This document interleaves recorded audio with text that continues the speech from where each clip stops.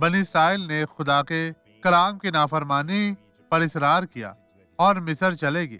یہ وہ وہی پیغام ہے جو خدا نے لوگوں کو بھیجا جنہوں نے ایسا کیا۔ یرمیہ باب 46 آیت 19 میں، اے بیٹی جو مصر میں رہتی ہے، اسیری میں جانے کا سامان کر، کیونکہ نوف ویران اور بھسم ہوگا، اس میں کوئی بسنے والا نہ رہے گا۔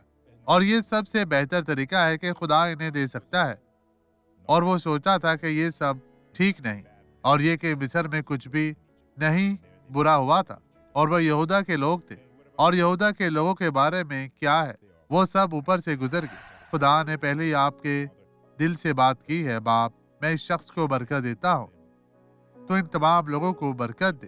ہر طرح کی میں بدی کی سرزش کرتا ہوں، میں حکم دیتا ہوں بدی چھوڑ دے، چلی جا، غائب ہو جا یسوع کے نام میں۔ اور آپ کہیں آمین۔ خداوند آپ کو برکت دے۔